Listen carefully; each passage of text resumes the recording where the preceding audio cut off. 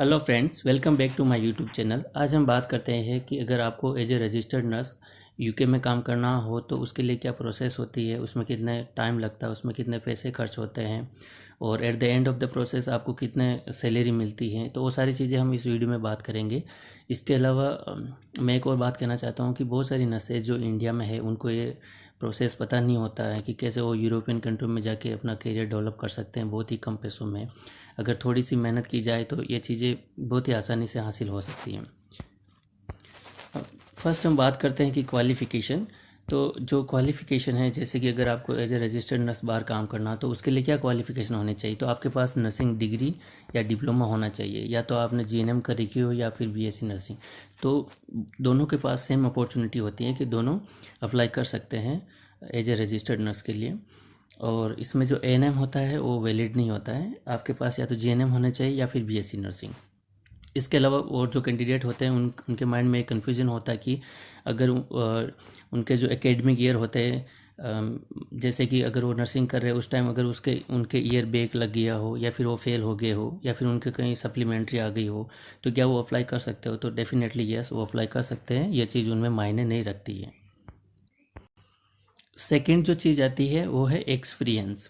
Okay, तो जो fresher है वो भी अप्लाई कर सकते हैं, लेकिन उनके पास बहुत ही कम अपॉर्चुनिटी होती है, जो कि बहुत ही कम जो ट्रस्ट होते हैं, जो कि हॉस्पिटल जो एनएचएस ट्रस्ट है, जो गवर्नमेंट हॉस्पिटल है, वो बहुत ही कम कम हॉस्पिटल हैं जो उनको हायर करते हैं।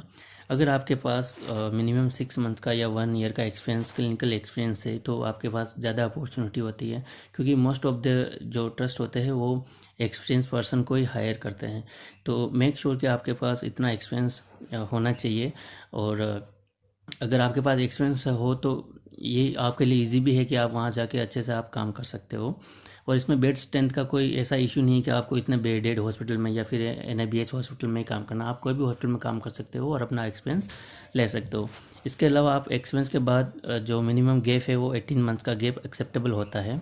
अगर इससे ज़्यादा गैप हो तो फिर आपको वो इंक्वायरी करती है कि आपने इस टाइम पीरियड में आपने क्या किया, तो वो थोड़ा आपका ऑब्जेक्शन आ सकता है। तो इसका भी आप ध्यान रखें कि 18 मंथ से ज़्यादा गैप नहीं होना चाहिए आपका एक्सपीरियंस होने के बाद। इसके बाद जब आप अप्लाई करते हो तो आपका एक्सपीरियंस सर्टिफिकेट जो है वो आपके डॉक्यूमेंट्स में लगता है। तो ये भी आपको ध्यान में रखना है कि आप कोई भी फर्जी या फिर इनवैलिड जो एक्सपीरियंस है वो आप उसमें नहीं लगाए, नहीं तो वहाँ पे जो क्रॉस वेरिफिकेशन होगा आपके हॉस्पिटल में मेल आएगा और उस टाइम आपके प्रॉब्लम्स हो सकते हैं। तो इसका आपको ध्यान रखना। थर्ड जो है सबसे इम्पोर्टेंट थिंग वो है आपका इंग्लिश लैंग्वेज टेस्ट। जो इंग्लिश लैंग्वेज टेस्ट है वो सबसे बड़ा बैरियर है। मीन्स हम, क्योंकि जो इंग्लिश लैंग्वेज है वो हमारी नेटिव लैंग्वेज नहीं है, हमको तो इंग्लिश इम्प्रूव करने में बहुत स्ट्रगल करना पड़ता है। तो अगर मैं कहूँ कि अगर आपने ये टेस्ट क्लियर कर लिया तो आगे की जो प्रोसेस है वो बहुत ही ईजी है। और जो ज़्यादातर स्टूडेंट और जो कैंडिडेट होते हैं वो यहीं पे अटकते हैं, क्योंकि उनको इस लेवल तक आने में थोड़ा टाइम लग जाता है। या फिर ऐसा नहीं कि ये इम्पॉसिबल है, लेकिन इसमें थोड़ा स्ट्रगल करना पड़ता है आपको, क्योंकि वो जो क्राइटेरिया है वो मैच करने में आपको बहुत इम्प्रूवमेंट करना होता है। तो एक बार अगर आपने ये क्लियर कर लिया तो आपका आगे का प्रोसेस बहुत ईजी हो जाता है। ठीक है, तो ये दो तरह के टेस्ट होते हैं जो जो भी नर्सेज बाहर जाना चाहती है वो अटेम्प्ट कर सकती है। फर्स्ट जो होता है वो आइल्स और सेकेंड होता है ओईटी। आइल्स की बात करें तो इसमें जो स्कोर होता है, मीन्स इसमें 4 मॉड्यूल्स होते हैं दोनों में, listening, reading, speaking and writing. दोनों में 4 4 मॉड्यूल होते हैं और इसका अलग अलग टाइमिंग होता है एग्ज़ाम में। तो जो इसका स्कोर की बात करें तो आपको लिसनिंग में 7 बैंड चाहिए, रीडिंग के अंदर भी 7 बैंड चाहिए, स्पीकिंग में भी 7 बैंड चाहिए, लेकिन जो राइटिंग है उसमें 6.5 एक्सेप्टेबल है। और जो ओवरऑल बैंड है वो 7 बैंड चाहिए। तो ये स्कोर अगर आपके पास है तो आप अलाउ है, मतलब मीन्स आप आगे अपना जो फाइल है वो प्रोसीड कर सकते हैं। अगर फ़ीस की बात करें तो जो आइल्स है उसकी फ़ीस है 15,000। आप पर अटैम्प्ट में आपको एटलीस्ट 15,000 अराउंड इतना इंडियन जो रुपीज़ है इतना पे करना पड़ता है। और इसके जो अटैम्प्ट्स है वो अनलिमिटेड है, मीन्स आप कितनी भी बार इसको अटैम्प्ट कर सकते हो, कोई इशू नहीं है। नेक्स्ट हम बात करते हैं ओईटी, जो कि ऑक्यूपेशनल इंग्लिश टेस्ट है और ये स्पेशली हेल्थ केयर प्रोफेशनल के लिए डिज़ाइंड है। मीन्स कि जो हेल्थ केयर प्रोफेशनल के अंदर जो आते हैं वही इसको अटेम्प्ट कर सकते हैं, और जो आइल्स है वो कोई भी प्रोफेशन से वो अटेम्प्ट कर सकता है। तो जो ओईटी है उसमें बैंड नहीं होता है, उसमें अलग अलग से ग्रेड होते हैं। जैसे कि अगर ग्रेड की बात करें तो इसमें लिसनिंग में बी ग्रेड चाहिए जो कि इक्वल है 7 बैंड के, रीडिंग में भी बी ग्रेड चाहिए, स्पीकिंग में भी बी ग्रेड चाहिए और राइटिंग में सी प्लस चाहिए जो कि इक्वल है 6.5 के। तो ये स्कोर अगर आपके पास है तो आप अप्लाई कर सकते हो। और अगर इसकी फ़ीस की बात करें कि इसका एग्ज़ाम फ़ीस कितना होता है या फिर जो रजिस्ट्रेशन हो वो कितने पैसों का होता है, तो वो 35,000 का होता है। ईच अटेम्प्ट में आपको 35,000 देने हैं, ठीक है। और कोचिंग फ़ीस अलग लगती है, ये नहीं कि इसमें कोचिंग फ़ीस भी आ गई। इसके भी अनलिमिटेड अटैम्प्ट्स है, आप जितना चाहो उतनी बार अटैम्प्ट कर सकते हो, कोई भी बाउंडेशन नहीं है।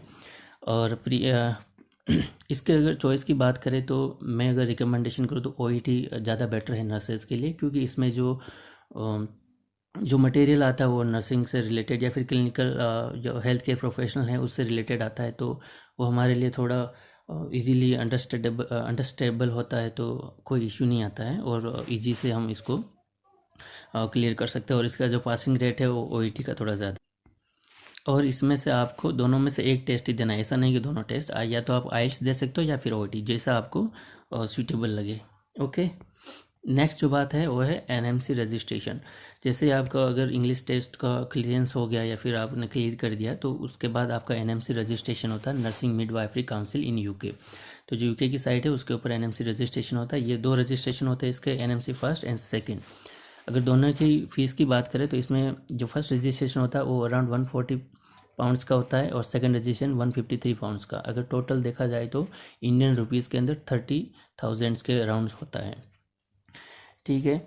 तो जैसे आपने रजिस्ट्रेशन किया वो आपके स्टेट नर्सिंग काउंसिल जो होती है उसमें मेल करेगा आपकी एलिजिबिलिटी चेक करने के लिए कि आपने नर्सिंग कर रखी या नहीं। तो इसमें अराउंड 2 हफ्तों जितना टाइम लगता है। जो आपका जो स्टेट नर्सिंग काउंसिल है, जैसा मेरा राजस्थान नर्सिंग काउंसिल है, तो वहाँ पे चेक करेगा और मेरा जो है डॉक्यूमेंट्स वगैरह जो मेरी डिटेल्स है वो चेक करेंगे। उसके बाद वो वापस मेल करेंगे एनएमसी के अंदर कि यस इन्होंने यहाँ से नर्सिंग करी की, और जो मेरी डिटेल्स है वो उनको सेंड करेंगे, तो उनके पास कंफर्मेशन हो जाएगा कि यस इसकी एलिजिबिलिटी है वो वैलिड है, ठीक है। तो यहाँ तक जो था एनएमसी रजिस्ट्रेशन वो यहाँ तक आपका कंप्लीट हो गया। सेकंड रजिस्ट्रेशन बाद में होता है, वो मैं आगे बताता हूँ।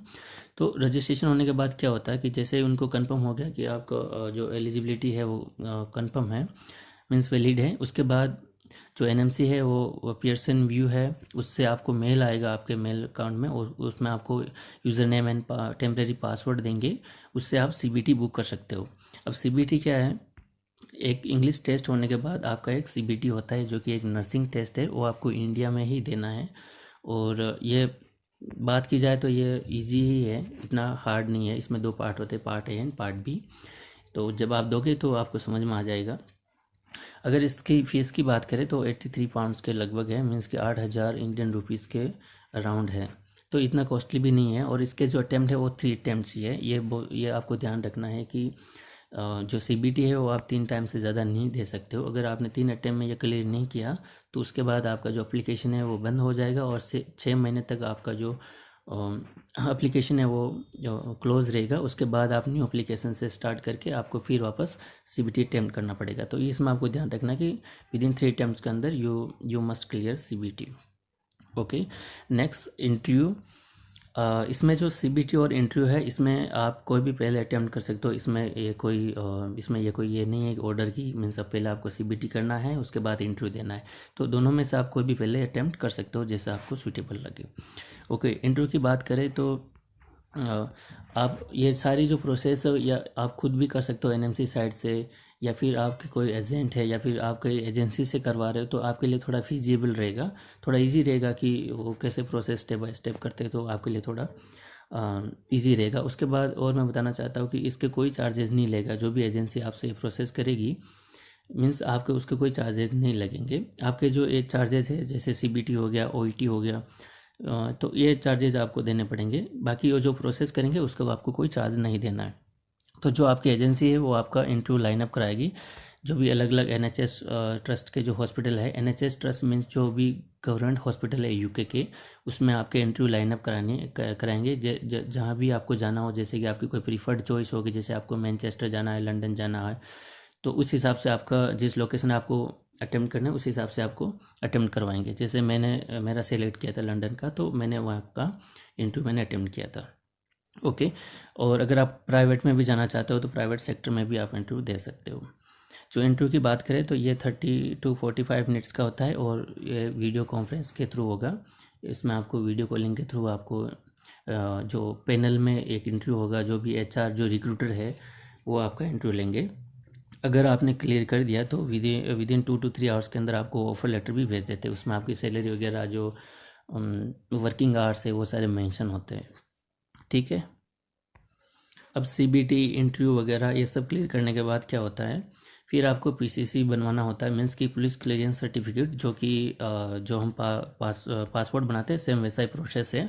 इसमें आपको अप्लाई करना है पासपोर्ट सेवा केंद्र में, और जैसे आपको अपॉइंटमेंट डेट मिलेगी आपको वो अपॉइंटमेंट अटेंड करना है। वहाँ पर आपका जो भी बायोमेट्रिक वगैरह होता है, और जैसे ही आपका डॉक्यूमेंट वेरिफिकेशन होगा उसके 15 से 20 दिन के अंदर आपका PCC बन के आ जाता है।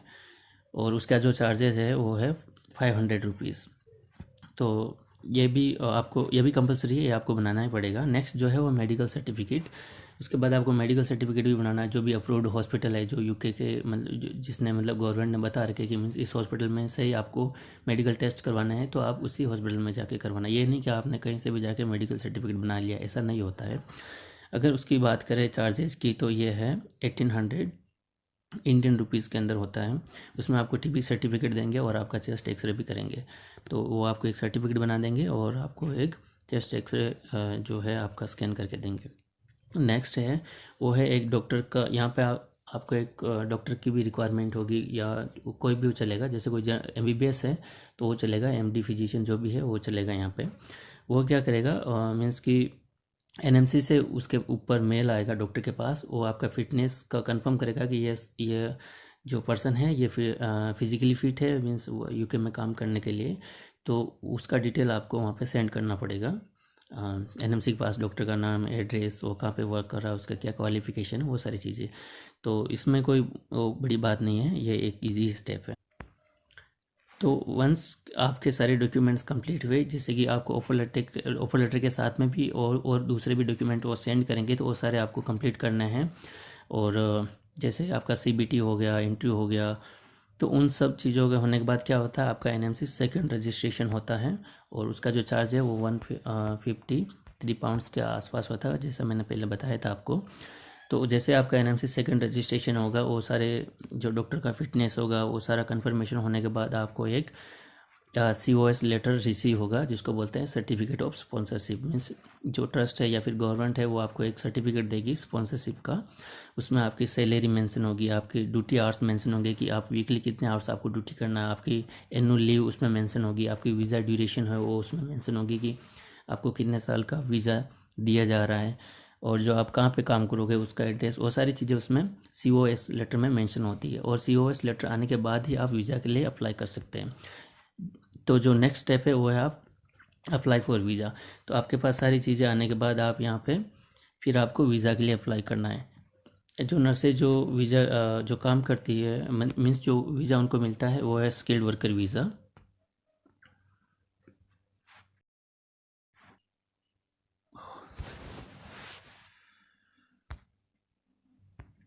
ओके। नर्सेज को जो वीज़ा मिलता है वो स्किल्ड वर्कर वीज़ा मिलता है, जो कि फर्स्ट में 3 साल का वीज़ा मिलता है, उसके बाद आप उसको एक्सटेंशन भी करवा सकते हो।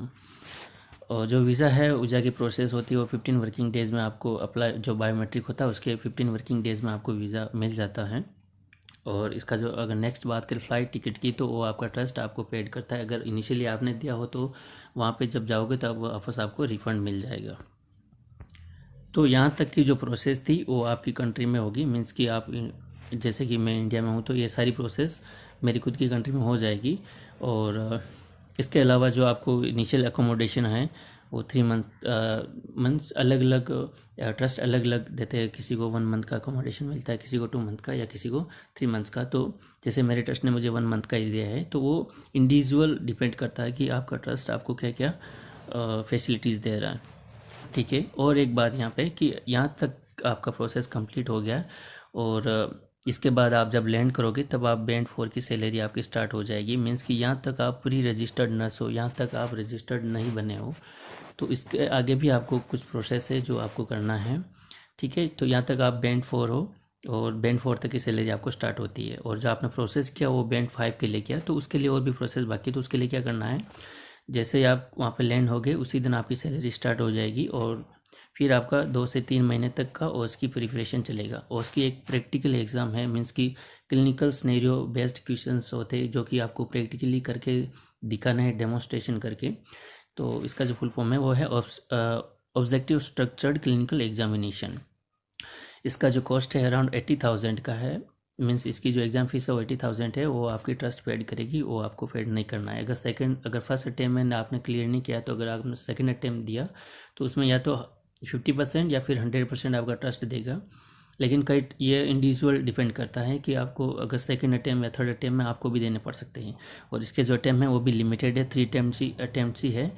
अगर आपने 3 अटैम्प्ट से क्लियर नहीं किया तो आपके लिए प्रॉब्लम्स हो सकती है, आपको वापस भी आना पड़ सकता है। तो ये आपको ध्यान रखना है कि आपको विदिन 3 अटैम्प्ट के अंदर यू मस्ट क्लियर इट। जैसा ही आपका उसकी क्लियर हुआ उसके बाद आपको एनएमसी पिन मिल जाएगा। मीन्स कि यहाँ पे आप रजिस्टर्ड नर्स बन गए हो और आपकी बैंड 5 जो है आपका प्रमोट हो गया है। मीन्स कि आप बैंड 4 थे, प्री रजिस्टर्ड नर्स थे, वो रजिस्टर्ड नर्स बन गए और आपकी जो सैलरी है वो बैंड 5 पे स्टार्ट हो जाएगी। वैसे बैंड 4 और बैंड 5 की सैलरी में कुछ ज़्यादा डिफरेंस नहीं होता है। 1 लाख जो एनुअल मीन्स 1 लाख का साल का कुछ इतना ही फ़र्क पड़ता है, ज़्यादा फ़र्क नहीं पड़ता है। अगर टोटल एक्सपेंसेस की बात करें कि आपका कितना खर्चा आ सकता है, तो वो 1 लाख तक ही आता है। इसके अंदर अंदर ही आता है सारा जो कॉस्ट है, जैसे कि वीज़ा हो गया आपका, या फिर आपका ओस्की हो गया, सॉरी आपका एनएमसी हो गया, सीबीटी हो गया, आपका मेडिकल हो गया, पीसीसी हो गया, तो वो सारी को अराउंड जो कॉस्ट है वो 1 लाख के आसपास है। इसमें आपका शॉपिंग और वो केस नहीं आता। शॉपिंग जैसे आप कितने की शॉपिंग करते हो वो आपके ऊपर डिपेंड करता है, और आप कितना केस अमाउंट आपके साथ लेके जा रहे हो वो आपके ऊपर डिपेंड करता है। ठीक है, और मोस्ट ऑफ द जो चार्जेस होते हैं वो जैसा मैंने पहले बताया था कि जो ट्रस्ट है वो रिफ़ंड कर देता है आपके वीज़ा कॉस्ट की, आपके फ़्लाइट की, आपके एनएमसी, सीबीटी, और इंडिविजुअल ट्रस्ट के ऊपर डिपेंड करता है। अगर टोटल प्रोसेसिंग टाइम की बात करें तो 5 to 6 मंथ है, और आजकल तो फास्ट बहुत ज़्यादा प्रोसेस बहुत ही फास्ट हो गया। इसमें 3 महीने के अंदर अंदर ही आपका प्रोसेस हो जाता है, अगर आपने भी अगर डॉक्यूमेंट जल्दी से प्रिपेयर कर दिए तो। अगर सैलरी की बात करें तो बेसिक सैलरी है वो 27,555 होते हैं, जो कि अगर इंडियन रुपीज़ में देखा जाए तो 27 लाख के आसपास होती है, या फिर 27 लाख से ज़्यादा होती है। ठीक है, ये एनुअल इनकम है, ना कि मंथली। ओके, पर ईयर के 27 लाख के अराउंड होते हैं। अगर आप हाई कॉस्ट एरिया में रह रहे हो तो आपको हाई कॉस्ट अलाउंस भी मिलता है। जैसे मुझे मिला है 5,450 पाउंड्स, मीन्स कि 5,05,000 या 5,50,000 के आसपास आपको मुझे एक्स्ट्रा अलाउंस मिला है, क्योंकि मेरा लंदन जो है वो बहुत ही एक्सपेंसिव एरिया है, इसलिए इस मुझे अलाउंस दिया गया। तो ये सारी प्रोसेस थी कि आपको यूके में कैसे आप इजीली आप नर्स बन सकते हो। ये आपको प्रोसेस थोड़ा कॉम्प्लिकेटेड लगा होगा, लेकिन जैसे आपने प्रोसेस स्टार्ट किया आपको पता ही नहीं चलेगा आपने कैसे कितना इजी आपने ये सारी प्रोसेस कर ली है। आपका जो मेन ऑब्स्टेकल है वो इंग्लिश टेस्ट के ऊपर ही आता है। अगर आपने वो क्लियर कर दिया तो बाकी की जो प्रोसेस है बहुत ही जल्दी हो जाती है। ठीक है, तो फ्रेंड्स, अगर आप उम्मीद है आपको अच्छा लगा होगा। अगर अच्छा लगा तो प्लीज़ लाइक एंड सब्सक्राइब करें एंड शेयर भी करें फ्रेंड्स के साथ। Thank you.